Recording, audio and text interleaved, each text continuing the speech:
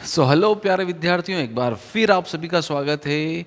और आज हम करने वाले हैं क्लास 11th का चैप्टर नंबर 2 माइट बी, जिसका नाम है we are not afraid to die if we can all be together. ठीक है, और बहुत शानदार चैप्टर है। आपने अगर ये चैप्टर की वीडियो आपने शुरू से आखिरी तक एक बार देख ली तो मैं आपको गारंटी देता हूँ कि ये चैप्टर आपके जहन से कभी निकल नहीं पाएगा। आप इसको चाह के भी भूल नहीं पाओगे। एक जर्नी होने वाली शानदार समुद्र की। और इसको कौन करने वाला है तो आपको बता देता हूँ कि इस चैप्टर के जो राइटर हैं उनका नाम है गॉर्डन कुक और एलन इस्ट। ठीक है, ये आपके गॉर्डन कुक है और ये हैं एलन इस्ट। ठीक है, इस चैप्टर के अंदर ये खुद होने वाले हैं। ठीक है, ये और इनकी फैमिली एक समुद्री यात्रा पर निकलेंगे और बहुत गजब की समुद्री यात्रा होने वाली। आपको खुद ऐसा लगेगा कि आप इस यात्रा के साथ में हैं। ठीक है, तो गॉर्डन कुक और एलन इस्ट ने इसको लिखा है। चलिए शुरू करते हैं हमारा चैप्टर, जिसका नाम है we are not afraid to die. तो मैं आपको बताता हूँ बेसिकली इनके मन में क्यों आया कि हमको ये यात्रा करनी चाहिए। तो ये भाई साहब की वजह से, इनका नाम है कैप्टन जेम्स कुक। करीब करीब 200 साल पहले जब इन्होंने यात्रा करी तो इन्होंने पूरे वर्ल्ड का ट्रैवल किया था थ्रू शिप। ठीक है, इस टाइप की एक शिप इन्होंने यूज़ करी थी और पूरे वर्ल्ड का ट्रैवल किया था। तो गॉर्डन कुक ने सोचा कि क्यों ना मैं भी इस टाइप की एक यात्रा करता हूँ और पूरे दुनिया को घूमता हूँ शिप से। तो इन्होंने एक नाव बनाई, एक बोट बनाई लकड़ी की, और जिसका नाम रखा इन्होंने वेव वॉकर। तो याद रखिएगा इनकी नाव का नाम था वेव वॉकर। ये एक इमेज मैंने यूज़ करी, लगभग लगभग ऐसी ही एक जो है नाव उन्होंने बनाई थी। ठीक है, उसका नाम रखा वेव वॉकर। और किन की वजह से, तो इन्होंने इनको कॉपी करने के लिए, जिनका नाम है James cook, captain James cook. ठीक है, तो इनकी वजह से इन्होंने यात्रा करी। 200 साल पहले इन्होंने ट्रैवल किया था, सी वॉयज किया था। देखिए मैं आपको बता देता हूँ कि जो समुद्र में यात्रा होती है उसको वॉयज कहते हैं, और जो समुद्र में घूमने वाला होता है यात्री उसको सेलर कहते हैं। ठीक है, ये याद रखिएगा आप। चलिए शुरू करते हैं। और उससे पहले मैं आपको इनकी फैमिली से मिला देता हूँ। बहुत गज़ब की फैमिली, बहुत शानदार फैमिली है। और करीब करीब ये मान के चलिए कि इस तरीके की यात्रा करने के लिए करेज चाहिए, और ये लोग वो करेजियस लोग थे जिन्होंने यात्रा करी। ये आपके गॉर्डन कुक है, ये इनकी वाइफ है मैरी, और ये इनका लड़का है जोनाथन, और ये इनकी बेटी है सुजैन। ठीक है, और ये बहुत छोटे छोटे बच्चे हैं, 6 साल की 7 साल के बच्चे हैं। लेकिन इनकी जब आप बातें सुनेंगे चैप्टर के अंदर तो आपको लगेगा कि वाह यार, कितनी शानदार परिवार है और कितने अच्छे बच्चे हैं। ठीक है, और ये उनकी एक फैमिली का एक और फोटो मैं आपको दिखा देता हूँ। आपके गॉर्डन कुक, मैरी, जोनाथन और सुजैन। ठीक है, तो चलिए शुरू करते हैं। आपको तो बस ट्रैवल करना है मेरे साथ में। ठीक है, तो ये बात कब की है? ये बात है इन जुलाई 1976। जुलाई 1976 में my wife Mary, son Jonathan 6, daughter Suzanne. या याद रखना है आपको कि जो सन है उसकी एज कितनी है, जोनाथन की 6 ईयर, और सुजैन की जो एज है वो है 7 ईयर्स। एंड आई, और मैं यानी कि Gordon Cook, set sail from Plymouth England. हम लोगों ने यात्रा शुरू करी कहाँ से? इंग्लैंड में एक प्लाईमाउथ नाम की जगह है, वहाँ से हमने यात्रा शुरू करी। तो इंग्लैंड पहले आपको दिखा देता हूँ दुनिया के नक्शे में कहाँ पे है। तो ये वर्ल्ड मैप मैं आपके लिए लेके आऊँ। यहाँ पर आपका यूनाइटेड किंगडम है ना, इंग्लैंड है। और अगर मैं इसको जूम इन करूँ तो ये ऐसा कुछ यूनाइटेड किंगडम होता है। यूनाइटेड किंगडम के जस्ट यहाँ पर इस पूंछ में ये आपका प्लाईमाउथ है। ठीक है, प्लाईमाउथ इंग्लैंड से इन्होंने ट्रैवल शुरू किया। To duplicate the round the world voyage made 200 years earlier by Captain James Cook. तो इन्होंने कॉपी करने के लिए, किसको कॉपी करने के लिए? इन्होंने कॉपी करने के लिए कैप्टन जेम्स कुक की जो वॉयज थी, वॉयज मैंने आपको बताया समुद्री यात्रा को कहते हैं, उसको कॉपी करने के लिए ये लोग निकले। फॉर द लॉन्गेस्ट टाइम मेरी and I, a 30 year old businessman, लंबे समय के लिए मेरी और मैं, जो कि मैं कौन हूँ, 37 ईयर का एक ओल्ड बिजनेसमैन हूँ, मैं कोई प्रोफेशनल सेलर नहीं हूँ, had dreamed of sailing in the wake of the famous explorer, and for the past 16 years we had spent all our leisure time honing our seafaring skills in British waters. पिछले 16 सालों से हमने एक सपना देखा था कि हम उस यात्रा को कॉपी करेंगे, और पिछले 16 सालों से हमने अपनी जो सी फेयरिंग की स्किल्स हैं, जो सी में तैरने की स्किल्स है, उसको बहुत अच्छा करने की कोशिश करी। डे एंड नाइट हम उसको सुधारते रहे, उसके ऊपर काम करते रहे। 16 सालों तक हम ये करते रहे ताकि हम अच्छे से यात्रा कर पाए, क्योंकि हमारा सपना था। चलिए ठीक है, यहाँ तक समझ में आया आपको? चलिए, आर बोट वेव वॉकर, हमने एक बोट बनाई जिसका नाम रखा वेव वॉकर। मैंने आपको पहले ही बताया था, याद रखना है। 23 मीटर, वो 23 मीटर लंबी थी। ऐसी नाव 23 मीटर लंबी है, 30 टन वुडन हल्ड, और ये 30 टन की, इसका जो वेट है वो कितना है, 30 टन है। और वुडन हल्ड, वुडन मतलब लकड़ी का बना हुआ, जो इसकी मेन बॉडी है वो किसकी बनी हुई है, लकड़ी की बनी हुई है। Beauty had been professionally built, उसको कैसे बनाया था हमने, एकदम प्रोफेशनली बनाया था, बिल्कुल अच्छे से बनाया था। And we had spend months fitting it out and testing in the roughest weather we could find, और उसको हम फिट करते रहे, सालों तक, महीनों तक हम उसको फिट करते रहे, और साथ साथ में हम उसको टेस्ट भी करते रहे। जहाँ जहाँ पे भी हमें टफ वेदर मिलता था, जहाँ जहाँ पर भी हमें मुश्किल सिचुएशंस मिलती थी पानी की, वहाँ ले जाकर हम उसको ट्राई करते थे, उसको टेस्ट करते थे कि अच्छे से काम कर रही है या नहीं कर रही है। The first leg of our plan, 3 years, 1,05,000 kilometers journey passed pleasantly as we sailed down the west coast of Africa to Cape Town. हमारी यात्रा का पहला पड़ाव, फर्स्ट लेग यानी पहला पड़ाव जो हमने प्लान किया था 3 साल का, ठीक है, 3 साल की यात्रा का, वो कितने किलोमीटर का था, 1,05,000 किलोमीटर्स। जर्नी पास प्लीजेंटली, बहुत अच्छे से निकल गई जब हमने सेल किया कहाँ पर, west coast of Africa to Cape Town. ठीक है, तो मैं आपको बताता हूँ वेस्ट कोस्ट ऑफ अफ्रीका और केप टाउन कहाँ से इन्होंने यात्रा करी थी। ठीक है, तो एक बार देख लीजिए, ये देखिए, ये यहाँ से इन्होंने ट्रैवल शुरू किया था यहाँ से, और ये आपका अफ्रीका है, ये पूरा एरिया अफ्रीका का है। तो इसका वेस्ट साइड, ठीक है, ये हमारा इंडिया है, इंडिया है, तो यहाँ से सारा कुछ वेस्ट में है, ये हम ईस्टर्न कंट्री है, वेस्टर्न कंट्री।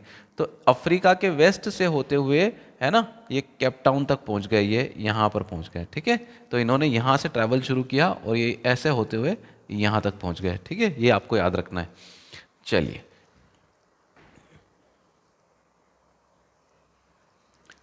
चलिए, तो ये यहाँ पर Africa to Cape Town. There before heading east we took 2 crewmen, American Larry Vigil and Swiss Hub Sizzler. यहाँ से अब हमको आगे बढ़ना था। ठीक है, वो अब केप टाउन तो पहुँच गए थे, केप टाउन के बाद हमको कहाँ जाना था, हमको ईस्ट की तरफ जाना था। तो हमने क्या किया, अमेरिकन एक लैरी विजिल नाम का, जो कि अमेरिका का रहने वाला था, उस व्यक्ति को हमने साथ में ले लिया, और एक स्विट्जरलैंड का रहने वाला हब सिजलर था, ये दोनों प्रोफेशनल सेलर थे, इनको हमने साथ में एज ए हेल्पर ले लिया, to help us tackle one of the world roughest seas, क्योंकि हमें क्या करना था, सबसे रफेस्ट सी को हैंडल करना था दुनिया के, जो कि है सदर्न इंडियन ओशन। कौन से सी को टैकल करना था हमें, सदर्न इंडियन ओशन को टैकल करना था। वापस मैं आपको बता देता हूँ, ये देखिए, ये यहाँ से केप टाउन है, इस जगह केप टाउन है, और केप टाउन से अब इनको किधर जाना है, ईस्ट की तरफ जाना, और ईस्ट में क्या है, यहाँ पर इंडियन ओशियन है, इंडियन सदर्न ओशियन है, इंडिया के साउथ की तरफ है, तो इंडियन सदर्न ओशियन है यहाँ पर, इसमें जाना है, और ये सबसे रफेस्ट और टफेस्ट जो है सी माना जाता है, ओशन माना जाता है। तो इसको फेस करने के लिए हम अकेले काफ़ी नहीं थे, तो हमने किसको लिया साथ में, एक तो अमेरिका के लैरी विजिल को लिया, और स्विट्जरलैंड के हब सिजलर को लिया। ठीक है, तो यहाँ से आगे बढ़ते हैं। On our second day out of Cape Town से निकलने के बाद दूसरे दिन we began to encounter strong gales, हमको काफ़ी स्ट्रॉन्ग गैल्स यानी कि हवाएं का सामना करना पड़ा। For the next few weeks, अगले कुछ हफ्तों के लिए दे ब्लू कंटिन्यूसली, और वो अगले कुछ हफ्तों तक ऐसे ही बहती रही। गेल्स डिड नॉट वरी मी, उन गेल्स की वजह से मुझे कोई चिंता नहीं थी। But the size of waves was alarming, लेकिन जो वेव्स की साइज थी, जो ऊंची ऊंची लहरें आ रही थी, वो बहुत डराने वाली थी।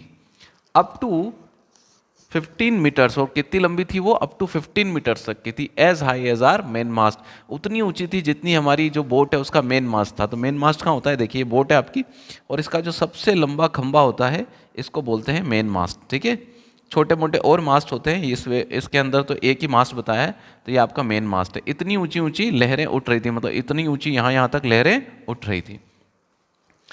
December 25th found us 3,500 kilometres east of Cape town. आपको डेट्स याद रखनी है।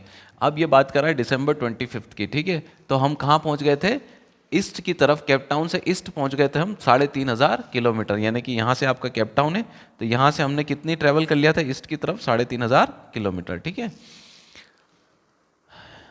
डिस्पाइट एट्रोशियस वेदर, मतलब एट्रोशियस मतलब होता बहुत खराब, जो अप्रिशिएटिव नहीं होता उसको एट्रोशियस कहते हैं, अबनॉक्शियस, एट्रोशियस इसका मतलब होता खराब।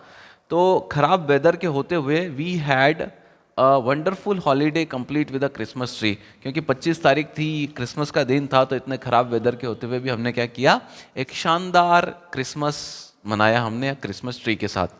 न्यू ईयर्स डे, अब कौन सी तारीख आ गई, न्यू ईयर मतलब 1 तारीख आ गई, I saw no improvement in weather, मैंने कोई भी इम्प्रूवमेंट नहीं देखा मौसम के अंदर, but we reasoned that it had to change too, लेकिन हमने दिमाग लगाया कि ज़रूर ये बदलेगा, बहुत जल्दी ही इसमें वेदर में चेंजेस आएगा।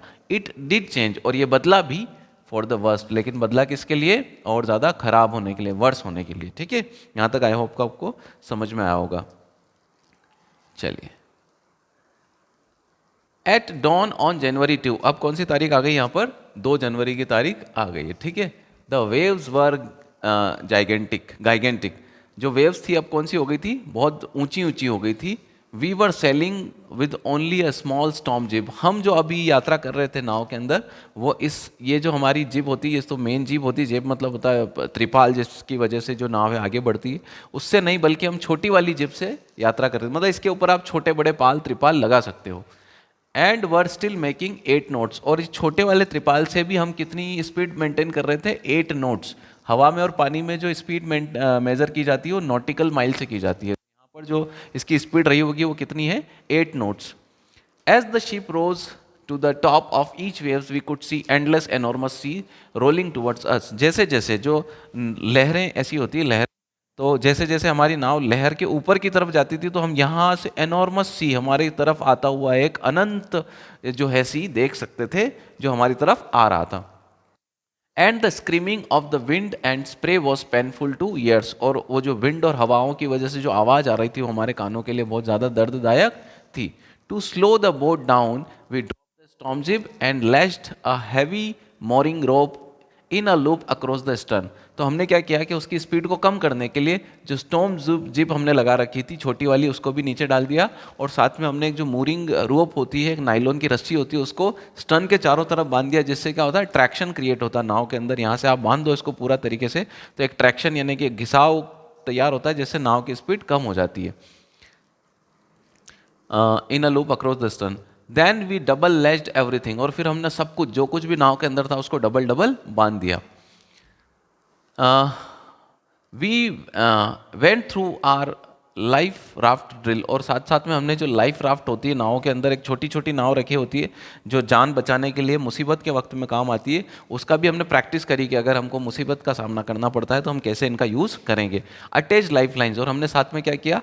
हमारे साथ में जो रस्सियाँ थी उसको लाइफ लाइन को अटैच कर लिया नाव के साथ। इस तरीके से रस्सी होती है, उसको आप नाव के साथ बांध दो, तो किसी भी मुसीबत की कंडीशन में आप नाव से अलग नहीं होंगे। ठीक है, don't oil skills and life jackets, और साथ में हमने क्या करी? ऑयल स्किन्स मतलब जो पानी से बचने के लिए बहुत एक पतले से कपड़े होते हैं एकदम टाइट, उनको पहन लिया, और लाइफ जैकेट्स, ठीक है, ये लाइफ जैकेट्स, इस तरीके से लाइफ जैकेट्स हमने पहन लिए।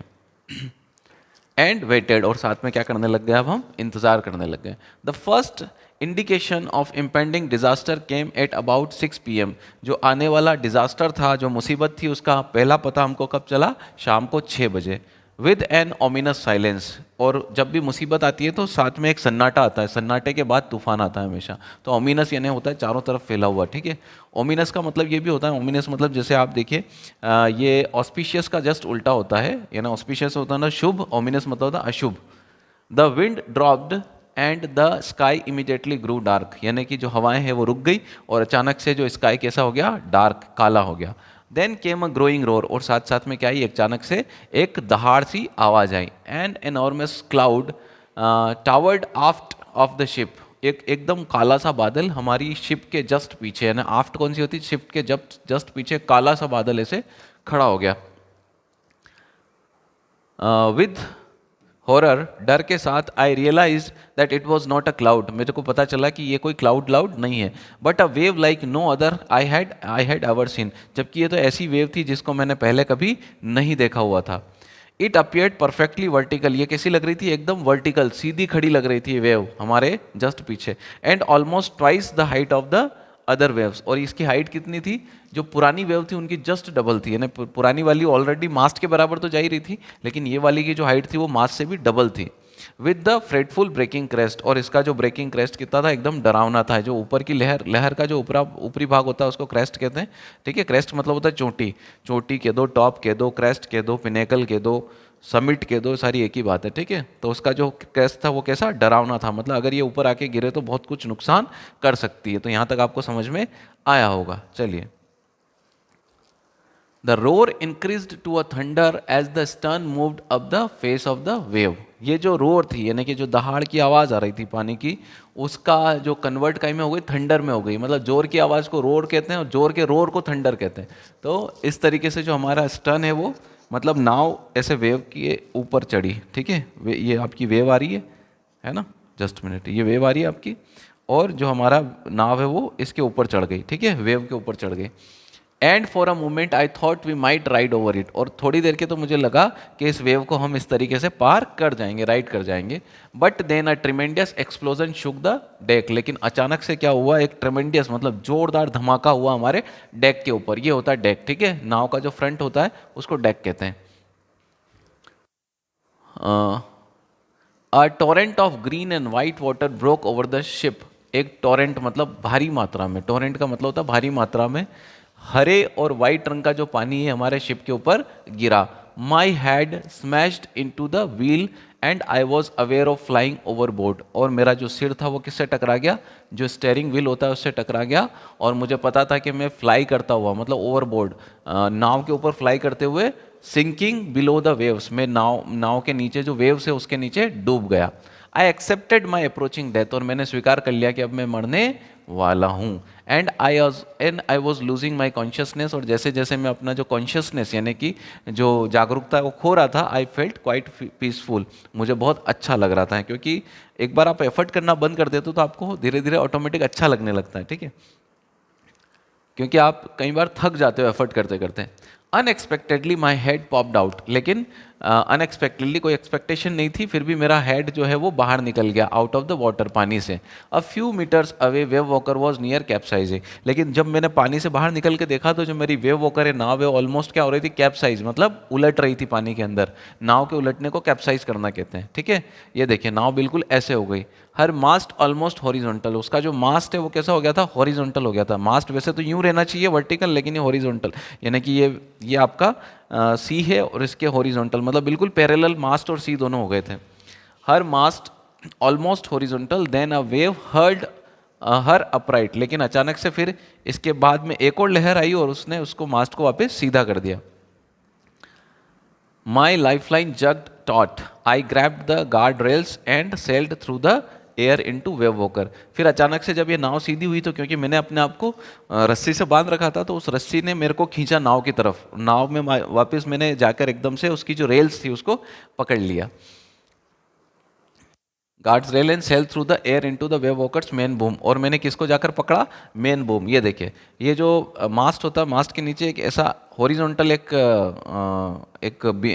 पोल होता है जिसको बूम कहते हैं। ठीक है, ये किसके लिए काम आता है, तो ये जो सेल आप इसके ऊपर लगाते हैं, त्रिपाल लगाते हैं, तो इसको मेंटेन करने के लिए, एक जैसा रखने के लिए इसको लगाते नहीं। तो ये जाकर मैंने पकड़ लिया।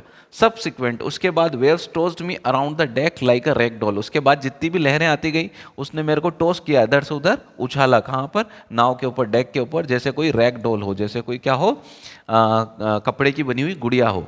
माई लेफ्ट रिब क्रैक्ड, और मेरी इसके साथ क्या हुई, जो लेफ्ट साइड की रिब है वो टूट गई। ठीक है, my mouth filled with blood and broken teeth, मेरे मुंह के अंदर खून और टूटे हुए दांत आ गए, मतलब बहुत सारे दांत मेरे टूट गए, खून ही खून मुंह में हो गया।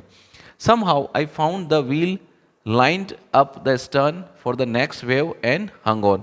जैसे तैसे मैंने नाव के अंदर जो स्टेयरिंग व्हील है उसको पकड़ा और उसको वापस स्टर्न को ने पिछले वाले हिस्से को इस तरीके से सीधा किया कि अगली वेव के लिए मैं अपने आप को तैयार हो सकूं, और मैं वहां पे वेट करने लग गया अगले वेव के लिए। ठीक है, वाटर वाटर एवरीवेयर, इसके बाद तो चारों तरफ क्या था, पानी ही पानी था। I could feel that the ship had water below, मैं फील कर सकता था, मैं महसूस कर सकता था कि शिप के नीचे भी पानी भर चुका था।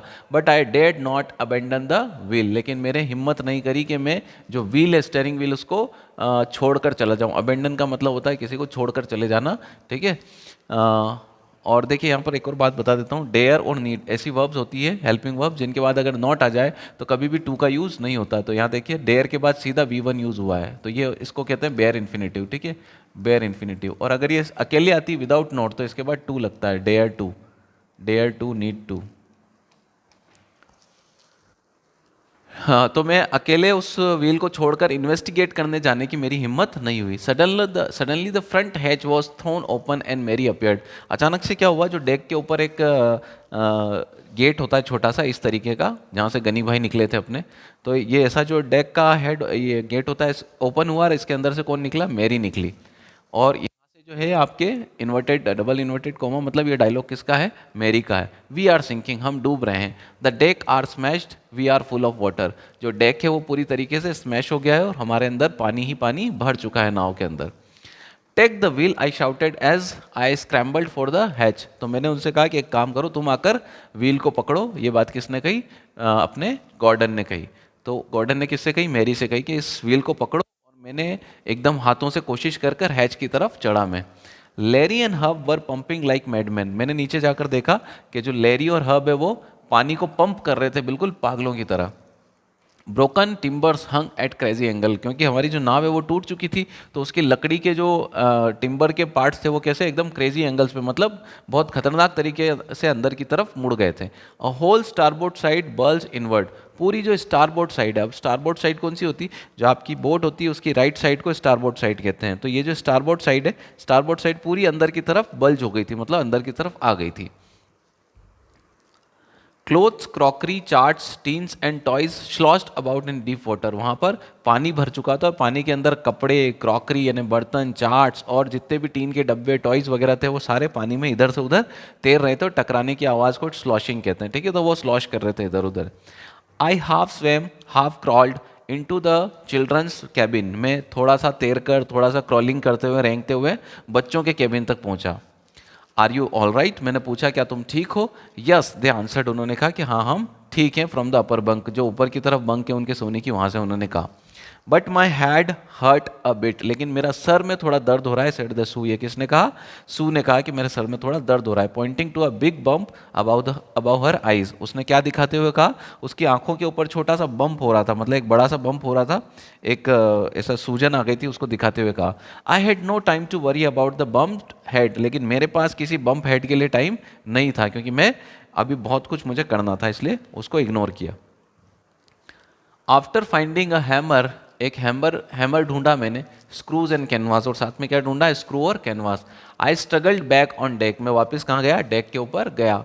With the starboard side bashed open, we were taking water with each wave that broke over us. तो स्टारबोर्ड साइड हमारी टूट चुकी थी, राइट हैंड साइड हमारी टूट चुकी थी, तो यहाँ से जितना भी पानी आ रहा था वो सारा का सारा कहाँ आ रहा था, नाव के अंदर आ रहा था। If I couldn't make some repairs, अगर मैं उस टाइम पे कोई रिपेयर नहीं कर सका, वी वुड श्योरली सिंक, तो हम जरूर डूब जाएंगे।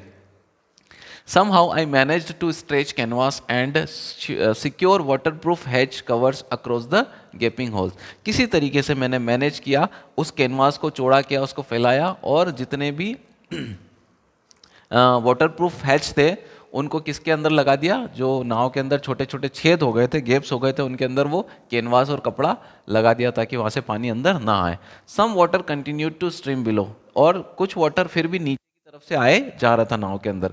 But most of it was now being deflected over the side, लेकिन उसमें से ज़्यादातर जो पानी था वो दूसरी तरफ डिफ्लेक्ट कर गया था, यानी कि उसकी जो दिशा थी हमने मोड़ दी थी दूसरी तरफ, ठीक है। More problems arose when our hand pump started to block. अब दिक्कत और ज़्यादा आना शुरू हुई कब, जब हमारे जो हैंड पम्प्स थे पानी को बाहर फेंकने के लिए वो ब्लॉक होना शुरू हो गए, नहीं बंद होना शुरू हो गए। अब with the debris floating around the cabins, वो किस वजह से बंद हो रहे थे, क्योंकि जितना भी कूड़ा करकट था वहाँ पे नाव के अंदर वो सारा का सारा तैरते हुए वो जो हैंड पम्प्स थे उनके वाटर के एंट्रिंग साइड में जाने लग गए थे।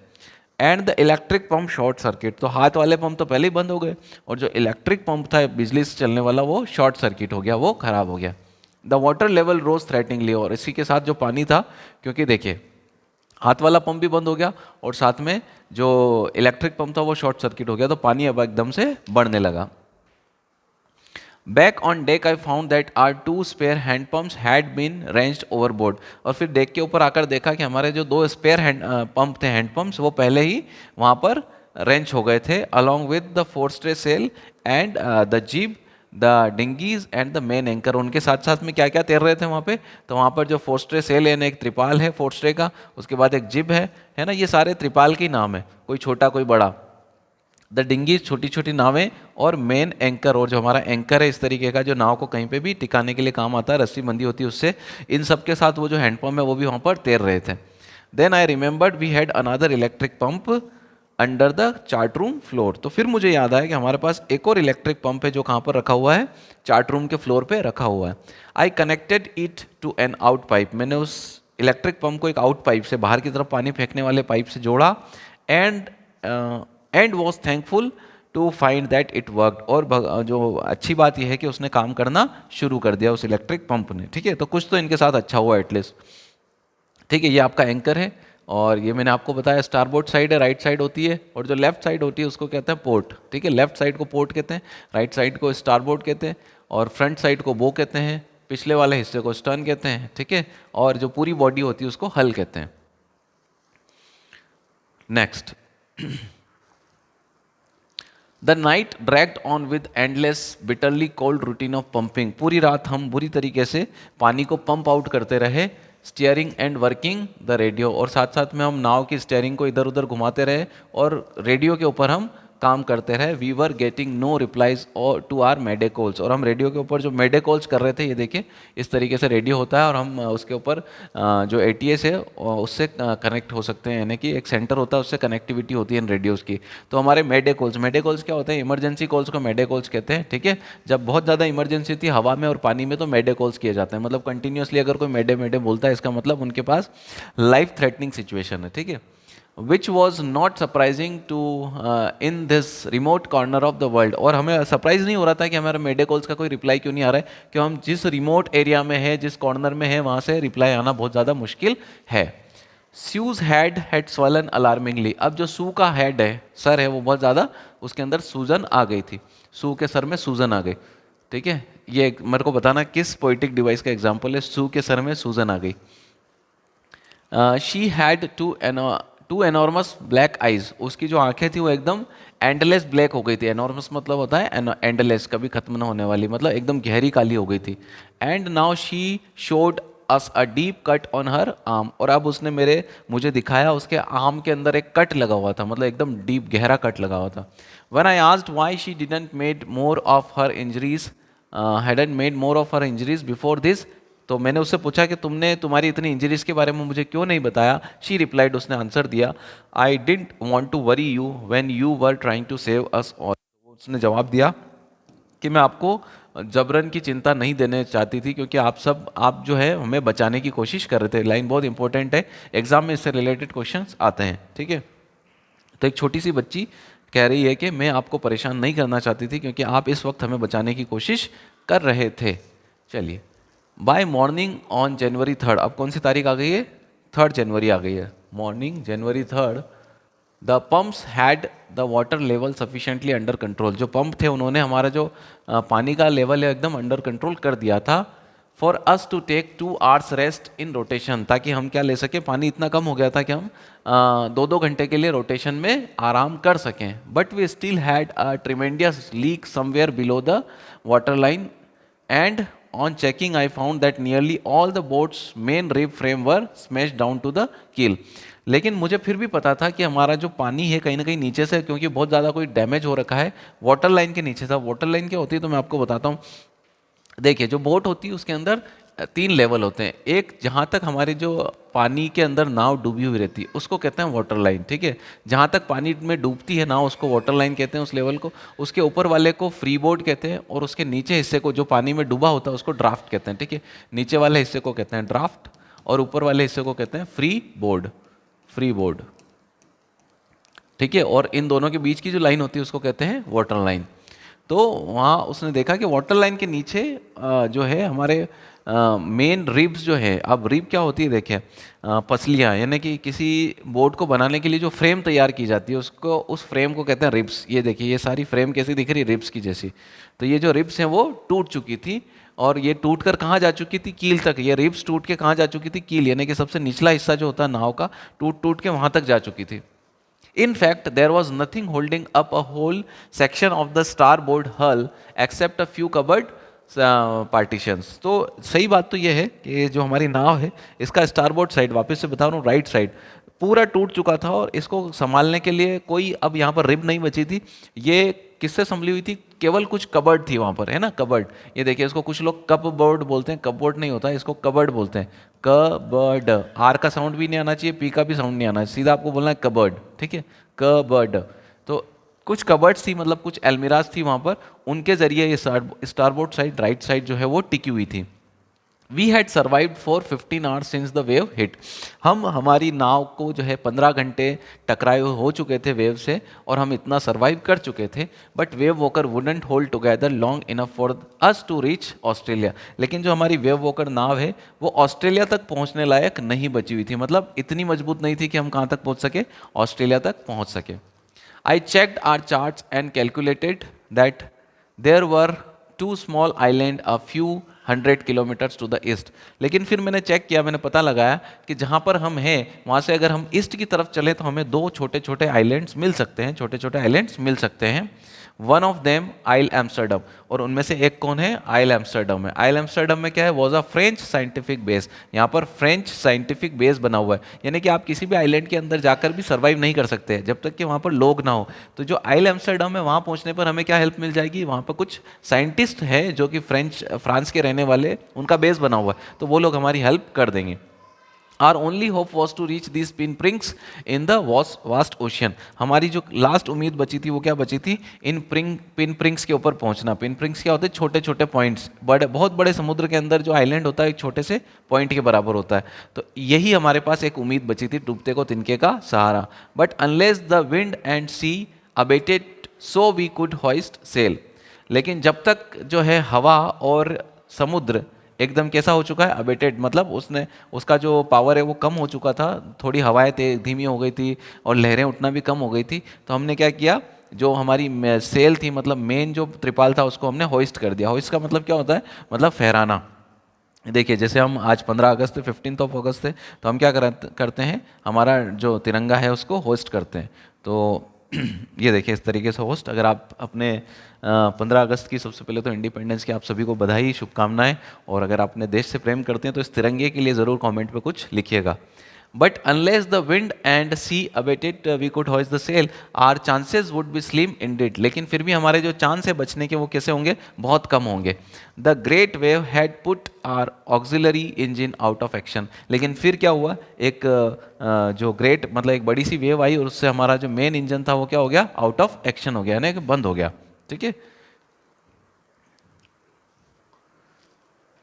On January 4 after 36 hour of continuous pumping, अब तारीख कौन सी आ गई? 4 जनवरी। ये डेट्स वाइज आपको ध्यान रखना है, ठीक है। तो 36 घंटे हो चुके थे लगातार पंपिंग करते हुए। We reached the last few centimetre water, और पंप करते करते हम कहाँ पहुँच गए? कुछ फ्यू सेंटीमीटर्स पानी बचा हमारे नाव के अंदर, यानी कि काफ़ी लेवल तक हम पानी को क्या कर चुके थे? डाउन कर चुके थे। Now we had only to keep pace with the water still coming in. अब हमें क्या करना था? केवल जो पानी अंदर आ रहा था उसको बाहर फेंकना था, और ज़्यादा मेहनत नहीं करनी थी। We could not set any sail on the main mast. लेकिन हम कोई भी मेन मास्ट के ऊपर कोई भी सेल नहीं लगा पा रहे थे। जो हमारी मेन मास्ट है उसके ऊपर कोई भी त्रिपाल हम नहीं लगा पा रहे थे। Pressure on the rigging would simply pull the damage section of the hull apart. क्योंकि अगर हमने मेन मास्ट के ऊपर कोई भी सेल लगाई, यानी कि बड़े मास्ट के ऊपर कोई भी सेल लगाई, तो इसके ऊपर हवा का प्रेशर आएगा, और हवा के प्रेशर से हमारी नाव तो ऑलरेडी टूटी हुई है, तो ये क्या होगा? ये हो सकता है मास्ट ही टूट जाए और पूरा बिखर जाए एक तरीके से, ठीक है। उसको अलग कर दे, मतलब इसको मास्ट को ही अलग कर दे इतने प्रेशर से। So we hoist the storm jib, इसलिए हमने तूफान वाली जो जिब है, छोटी वाली जिब, उसको लगाई। And headed for where I thought the two island were, और फिर हम किस तरफ बढ़े? हेडेड मतलब आगे की तरफ बढ़े। किस तरफ? जहाँ पर हमने सोचा था, आई थॉट कि जो दो आइलैंड है वो रहे होंगे, हमने अंदाज़ा लगाकर उस तरफ बढ़े। Mary found some corn beef and cracker biscuit. उस टाइम पे क्या हुआ? मैरी ने हमको कुछ खाने को ला के दिया। क्या ला के दिया? Corn beef. कॉर्न बीफ ऐसा कुछ होता है, ठीक है। कॉर्न बीफ और क्रैकर बिस्किट। क्रैकर बिस्किट कैसे होते हैं? तो इस टाइप के बिस्किट्स होते हैं, हमारे यहाँ क्रैक जैक आता है ना, उस टाइप के बिस्किट। तो ये लाकर हमको दिए। And we ate our first meal in almost 2 days, और करीब करीब 2 दिन के बाद हमने हमारा खाना खाया, थोड़ा बहुत जो कुछ भी। But our respite was short lived, लेकिन हमारी जो रेस्ट थी, रेस्पाइट मतलब जो हमारा आराम था, वो केवल थोड़ी सी देर के लिए था। At 4 PM black clouds began up behind us, और 4 बजते बजते, कितनी तारीख को? 4 तारीख को 4 बजते बजते काले बादल फिर से हमारी तरफ आने लग गए। Within the hour the wind was back to 40 knots, और कुछ ही घंटों में जो हवाएं थी वो 40 नोट्स पे बहने लगी, मतलब बहुत तेज। And the seas were getting higher, और जो लहरें थी वो और ऊंची होने लग गई। The weather continue to deteriorate throughout the night, और जो हमारा मौसम था वो पूरी रात एकदम बद से बदतर होने लगा। डिटेरियोरेट का मतलब होता है और ख़राब होना। And by dawn on January 5, और सुबह होते होते, डॉन का मतलब होता है मॉर्निंग, अर्ली मॉर्निंग, 5 तारीख में अर्ली मॉर्निंग होते होते our situation was again desperate, और हमारी सिचुएशन फिर से खराब हो गई। तो 4 तारीख को थोड़ी बहुत सिचुएशन उनकी सुधरी थी, और 5 तारीख होते होते वापस उनकी सिचुएशन खराब हो गई। When I went in the comfort in to comfort the children, जब मैं अंदर जाकर बच्चों को थोड़ा कंफर्ट देने की कोशिश करी, जॉन आज तो उस टाइम पे जॉन ने मुझसे पूछा, daddy are we going to die, क्या हम मरने वाले हैं? I try to assure him that we could make it, तो मैंने उसको अश्योर करने की कोशिश करी कि हम इस सिचुएशन से बाहर निकल जाएंगे, we could make it. But daddy he went on, we aren't afraid of dying if we can all be together, लेकिन उसने कहा कि पिताजी हमें मरने से डर नहीं लगता अगर हम सब लोग साथ में है, you and mummy, Sue and I, आप, मम्मी, सू और मैं, अगर हम सब साथ हैं तो मुझे मरने से डर नहीं लगता। तो ये लाइन यहाँ पर बोली गई जिससे हमारे चैप्टर का टाइटल लिया गया है, ठीक है। तो यहाँ पर एक शब्द आया अश्योर। देखिए अश्योर, इंश्योर और इंश्योर, ये 3 वर्ड होते हैं, ठीक है। तो आपको इनके मीनिंग पता होने चाहिए, तीनों वर्ब्स हैं। पहली बात तो इंश्योर का मतलब होता है किसी चीज़ के होने की डेफिनेट संभावना होती है, उसको कहते हैं इंश्योर, मतलब ये चीज़ तो इंश्योर है, समथिंग हैपन्स डेफिनेट, जो ज़रूर होगी। इंश्योर का मतलब क्या होता है? इंश्योरेंस जो हम लेते हैं, बीमा करवाते हैं, उसको इंश्योर कहते हैं आई के साथ। और अश्योर का मतलब होता है किसी को प्रॉमिस करना कि हाँ सब कुछ ठीक हो जाएगा, ढाढ़स बंधाना, ठीक है, उसको कहते हैं अश्योर करना। तो मैंने उनको अश्योर किया। I could find no words with which to respond, इस बात का मेरे पास कोई जवाब नहीं था जो मेरे से किसने कही थी, जोनाथन ने कही थी, जो अपने, ठीक है, कि हमें मरने से डर नहीं लगता। But I left the children's cabin determined to fight the sea with everything I had, लेकिन उसकी बात को सुनकर मैं डिटरमाइंड हो गया, मैं निश्चित हो गया कि अब मेरे पास जो कुछ बचा हुआ है उससे मैं इस सी को फाइट करूंगा, इससे लड़ूंगा। To protect the weakened starboard side, अब मेरे को पता है कि मेरी जो नाव की राइट हैंड साइड है वो तो पूरी तरीके से टूट चुकी है, तो उसको बचाने के लिए I decided to heave to, तो मैंने क्या किया कि मैं इसको धीमा कर दूंगा। हीव टू का मतलब होता है किसी को रोकना या धीमा करना, तो मैं नाव को धीमा करूंगा विद द अनडैमेज पोर्ट हल facing the on coming waves. तो मैंने सोचा कि मैं क्या करता हूँ, port side and left side को वेव की तरफ कर देता हूँ, राइट साइड में तो टूटा हुआ है सब कुछ, तो मैं लेफ्ट साइड को वेव की तरफ कर देता हूँ और वहाँ से जो है वेव्स टकराएगी। यूजिंग एन इम्प्रोवाइज, वहाँ पे मैंने क्या किया, इम्प्रोवाइज मतलब मैंने अपनी कलाकारी से एक एंकर बनाया, और उस एंकर के अंदर नाइलॉन की रस्सी से मैंने क्या बांध दिया, 22 लीटर के प्लास्टिक बैरल्स, जिसमें जो पैराफिन के जो वैक्स के बैरल्स होते हैं, ड्रम होते हैं प्लास्टिक के, उनको बांध दिया और उनको पानी में डाल दिया, ताकि उससे भी जो है ट्रैक्शन क्रिएट होगा, यानी कि स्पीड कम होगी, ठीक है। That evening Mary and I sat together holding hands, उस रात को हमने क्या किया, मैरी और हम दोनों हाथ पकड़कर बैठ गए।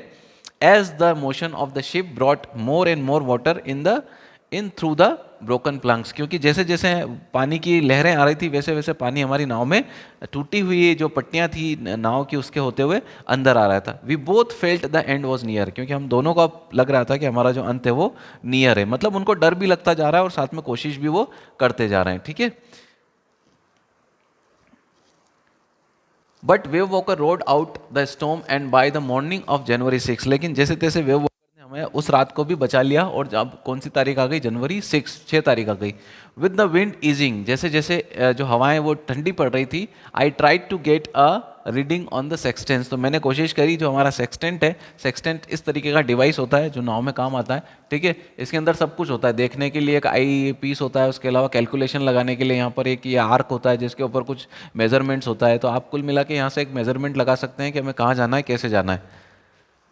Back in the chart room, जो हमारा कहाँ पे रखा हुआ था, चार्ट रूम के अंदर। I worked on wind speed, तो मैंने देखा कि हवाओं की क्या स्पीड है, विंड स्पीड क्या है, चेंज ऑफ कोर्स, और वहाँ पर जो है ना डायरेक्शन ऑफ मूवमेंट कैसा है, कोर्स कैसा चेंज हो रहा है, मूवमेंट कैसे चेंज हो रही है नाव की, ड्रिफ्ट और कैसे हम शिफ्ट कर रहे हैं पानी के अंदर, कैसे आगे बढ़ रहे हैं, साइड हो रहे हैं, एंड करंट, और पानी का जो फ्लो है, जो वेव की जो फ्लो है वो कैसा है। In effort of calculate our position, in effort to calculate our position, ताकि हम हमारी पोजीशन को पता कर सकें कि हम अभी के कंडीशन में कहाँ पर होंगे। The best I could determine was that we were somewhere in 1,50,000 kilometers of ocean looking for 65 kilometers wide island. मैंने ये कैलकुलेशन लगाया कि हमारा जो समुद्र है वो कितना बड़ा है, 1,50,000 किलोमीटर बड़ा समुद्र है और उसके अंदर हम क्या ढूंढ रहे हैं, छोटा सा एक 65 किलोमीटर का आइलैंड ढूंढ रहे हैं. While I was thinking, जब मैं सोच रहा था, स्यू मूविंग पेनफुली ज्वाइन मी, तो स्यू आई और उसको बहुत दर्द हो रहा था. The left side of her head was now very swollen and her black head eyes narrowed to slit, क्योंकि उसका जो आँख के ऊपर जो जो उसके अंदर सूजन आ गई थी वो ज़्यादा हो गई थी, बहुत ज़्यादा, और उसकी आंखें कैसी हो गई थी, नैरो और एकदम स्लिट्स हो गई थी, मतलब बिल्कुल बारीक बारीक खुलने लग गई थी, अब पूरी आंखें भी उसकी खुल नहीं पा रही थी. She gave me a card she had made, उसने ऐसी सिचुएशन में मुझे लाकर एक कार्ड दिया जो उसने खुद बनाया था. Now in front she had drawn caricatures of Mary and me, उसने फ्रंट के ऊपर क्या बना रखा था, मैरी और मेरे कैरिकेचर्स बना रखे थे, मतलब ऐसे पिक्चर जिससे आपको देखकर हंसी आती है, तो वो बना रखे थे. हियर आर सम, और उस पर लिखा होता here are some funny people, यहाँ पर कुछ फनी लोग हैं. Did they make you laugh, क्या इनको देखकर आपको हंसी आती है. I loved a lot as well, और मुझे भी इनको देखकर बहुत ज़्यादा हंसी आई. इनसाइड वॉज अ मैसेज, और उसके अंदर एक मैसेज था. Oh how I love you both, मुझे आप दोनों से कितना प्रेम है. So this card is to से thank you and let's hope for the best, इसलिए मैंने कार्ड बनाया आपको थैंक यू कहने के लिए, और चलिए बेस्ट के लिए होप करते हैं. Somehow we had to make it, अब उसने सोचा कि अब तो हमें इससे बाहर निकलना ही पड़ेगा, इससे सक्सेस होना ही पड़ेगा हमें. ठीक है, देखिए बच्चों की बातें भी बड़ों को किस तरीके से इंस्पायर कर देती है. Just minute. I checked and rechecked my calculation, फिर मैंने अपनी कैलकुलेशन को चेक और रीचेक किया वापस से. We had lost our main compass and I was using a spare way, तो मेरा जो मेन कंपस था, कंपस मतलब होता है इस तरीके का जो एक कंपस होता है जिसके अंदर मैग्नेटिक चीज़ें लगी होती है जिससे हमें डायरेक्शन पता चलती है, ईस्ट वेस्ट नॉर्थ साउथ. तो ये तो ख़राब हो चुका था मेन वाला, सही वाला, और हम कौन सा यूज़ कर रहे थे, स्पेयर वाला, यानी कि एक जो ख़राब वाला था उसको यूज़ कर रहे थे. Had not been corrected for magnetic variations, और उसके अंदर क्या खराबी थी, जो बेसिकली काम किस पे करता है, मैग्नेट पे काम करता है, उसकी मैग्नेट ही ख़राब हो चुकी थी. हम वो वाला जो है ये अपना कंपास यूज़ कर रहे थे. I made an allowance for this, तो मैंने भी सोचा कि चलिए इसके अंदर मैग्नेटिक वेरिएशन से मतलब ये थोड़ा ख़राब हो चुका है, तो इसकी कैलकुलेशन भी मैंने लगाई, अंदाज़ा लगाया कि इस तरीके से ख़राब है तो हम कितना इसमें मतलब डिफरेंस आ सकता है. And another estimate of the influence of the westerly currents, और फिर मैंने और अंदाज़ा लगाया कि जहाँ हम चल रहे हैं, हमारा जो सदर्न ओशियन है उसके अंदर जो वेस्ट विंड चलती है, वेस्ट फ्लो चलता है करंट का, पानी वेस्ट की तरफ बहता है, विच flow through this part of the Indian ocean, और इसका भी कैलकुलेशन लगाया कि चलिए पानी वेस्ट की तरफ जा रहा है और हमारा जो कंपास है वो ख़राब है तो ये किस तरीके से रॉन्ग डायरेक्शन बता देगा, सारा कैलकुलेशन मैंने लगाया. अबाउट 2 PM, लगभग 2 बजे, I went on deck and asked Larry to steer the course of 185 degree. 2 बजे मैं डेक पे गया, सारी कैलकुलेशन लगाने के बाद, देखिए इसने कहाँ लगाया कैलकुलेशन, तो चार्ट रूम में, इसने चार्ट रूम में कैलकुलेशन लगाया, और फिर ये ऊपर जाकर डेक पर इसने लैरी से कहा कि अब तुम कितना घूम जाओ, 185 डिग्री घूम जाओ यहाँ से. ठीक है, 185 डिग्री मतलब बहुत बोल्ड डिसीजन होता है. आप इस तरीके से चल रहे हैं, 185 डिग्री का मतलब होता है एक तरीके से पूरा यू टर्न मारना, और यू टर्न के बाद इतना सा थोड़ा सा टेढ़ा टर्न लेना, तो ये कैलकुलेशन लगाना अपने आप में बहुत बड़ी बात होती है. इफ़ वी वर लकी, अगर हम लकी रहे, I told him with a conviction, तो मैंने उनसे कन्विक्शन के साथ कहा, आई डिड नॉट फील, लेकिन मुझे खुद फील नहीं हो रहा था कि कितना सही है. He could expect to see the island at about 5 PM, कि सब कुछ सही रहा, तो हम 2 बजे उसने कैलकुलेशन लगाई कि हम 5 बजे तक कहाँ पहुँच जाएंगे, आइलैंड पहुँच जाएंगे. और आइलैंड कौन सा है हमारा, आइल एम्स्टर्डम. ठीक है, याद रखना आपको. तो यहाँ तक आपको समझ में आया होगा. Then with a heavy heart, और उसके बाद बिल्कुल एक हैवी हार्ट लेकर आए, वेंट बिलो, में नीचे चला गया. क्लाइम ऑन माई बंक, और ऊपर जाकर मेरे बंक में चढ़ा. एंड अमेजिंगली डोज्ड ऑफ, और जाते से ही मुझे क्या आ गई, वहाँ पर नींद आ गई. देखिए वो व्यक्ति इतना थक चुका था कि इतनी मुसीबत में भी उसे जाकर नींद आ गई. When I walk it was 6 PM, जब मैं जागा तो कितनी बजी हुई थी, 6 बजी हुई थी. एंड ग्रोइंग डार्क, और क्या हो रहा था, अंधेरा हो रहा था. I knew we must have missed the island, और मुझे पता था कि हमने हमारा जो आइलैंड है वो ज़रूर मिस कर दिया होगा. देखिए ज़रूर, हम कोई ज़रूर के लिए अंदाज़ा लगाते हैं ना, ज़रूर ऐसा हुआ होगा, तो हम यूज़ करते हैं must plus have plus third form. ठीक है, अगर आपको ज़रूर ऐसा हुआ होगा ऐसा बोलना है तो must have third form use करना है आपको. तो उसने बोला कि ज़रूर हमने जो है हमारा आइलैंड मिस कर दिया होगा. And with the sail we had left, और जिस तरीके की सेल हमारे पास बची हुई थी, पाल हमारे पास बचा हुआ था, त्रिपाल, we couldn't hope to beat the back beat back into the westerly wind. तो हम ये तो बिल्कुल उम्मीद नहीं लगा सकते थे छोटी छोटे त्रिपाल के साथ हम वापस यू टर्न मारकर जो हमारा वेस्टर्नी विंड आ रही हवाएं उनको हम बीट कर पाएंगे, उनका सामना कर पाएंगे उन छोटे छोटे त्रिपाल के साथ। तो हमने ज़रूर ये जो आइलैंड है मिस कर दिया होगा। एट दैट मोमेंट, उसी समय, a tousled head appeared by my bunk. उसी टाइम पे क्या हुआ, जिस बंक में मैं सो रहा था एक टोजल्ड हेड आया। टोजल्ड हेड क्या होता है, बिखरे हुए बाल वाला सिर। ये देखिए इस तरीके के जो बाल बिखर जाते हैं उसको टोजल्ड हेड कहते हैं। Can I have a hug, Jonathan आज। और वो कौन था, जोनाथन था, जो कह रहा था कि पापा क्या मैं आपको एक हग कर सकता हूँ, आपको गले लगा सकता हूँ। Sue was right behind him, उसके जस्ट पीछे कौन थी, सू भी थी। Why am I getting a hug now, तो वो पूछता है कि मुझे हग क्यों मिल रही है। मैंने पूछा because you are the best daddy in the whole world and the best captain. और मेरे बेटे ने कहा क्योंकि आपको हग इसलिए मिल रही है क्योंकि आप दुनिया के सबसे बेस्ट डैडी हैं और दुनिया के सबसे अच्छे कैप्टन हैं, बहुत अच्छे नाविक हैं। Not today John, I am afraid. वो कहता है कि मुझे माफ़ करो बेटा, आज मैं ना ही अच्छा डैडी हूँ ना ही अच्छा कैप्टन हूँ।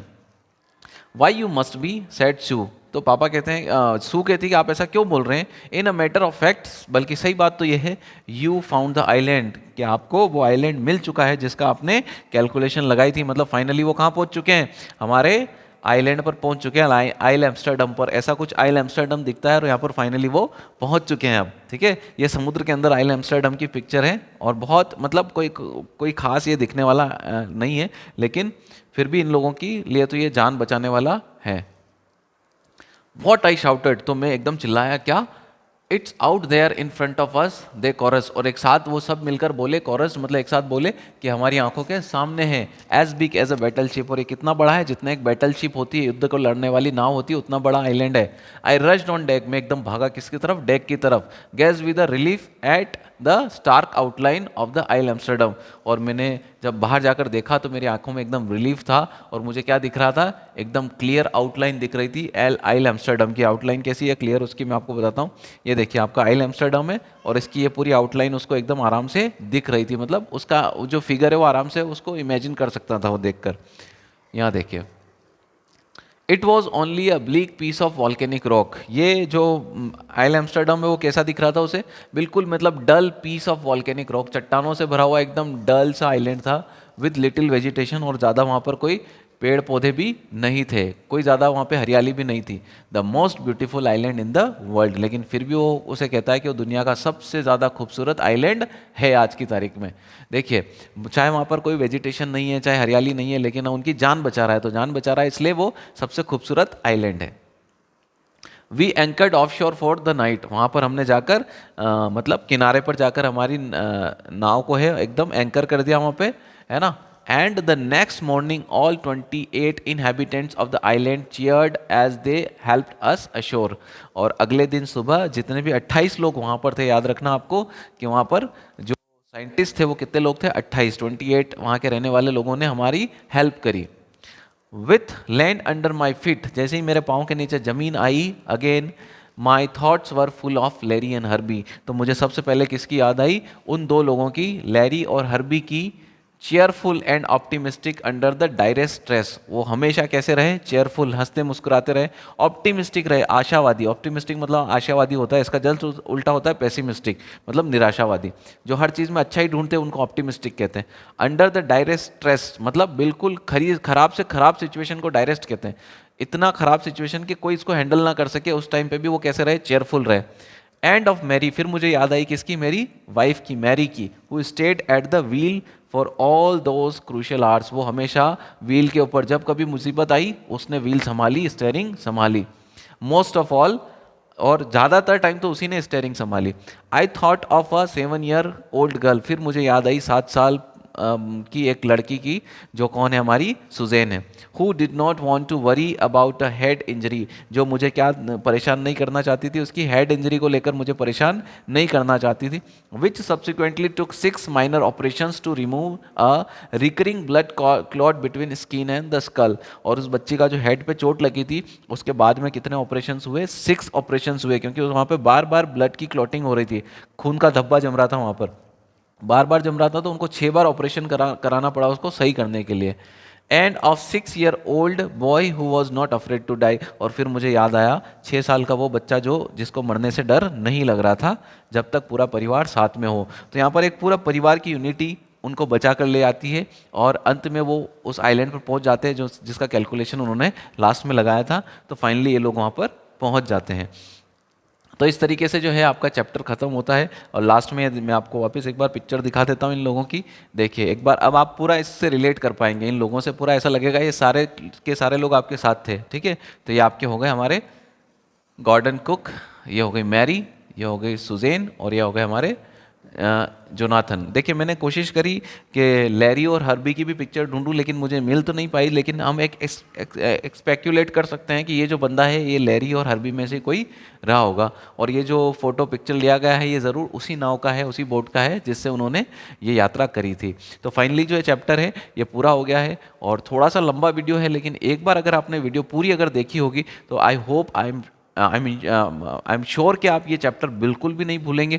पूरा टॉप टू बॉटम आपको पूरा याद रहेगा क्योंकि सारी पिक्चर्स मैंने यूज़ करी इसके अंदर, सब कुछ आपको याद रहेगा। सिर्फ आपको एक बार पूरा इस वीडियो को देखना था। तो यहाँ तक अगर आपने वीडियो देखी है तो एक बार ज़रूर बिल्कुल लाइक करने की ज़रूरत नहीं है, बिल्कुल शेयर करने की ज़रूरत नहीं है, सब्सक्राइब तो बिल्कुल मत करिएगा चैनल को। बस आपने देख ली इतना ही बहुत है, क्योंकि ज्ञान को ज़्यादा आगे फैलाने से क्या फ़ायदा, आपको तो एटलीस्ट कोई फ़ायदा होगा नहीं। ठीक है, चलिए फिर भी ये आपको अगर वीडियो आई होप ज़रूर काम आएगी। और अब देखें मिलते हैं नेक्स्ट वीडियो के अंदर। चैप्टर आएगा क्लास 11th का, हम सारा का सारा इसमें कराएंगे। मिलते हैं अगले वीडियो में।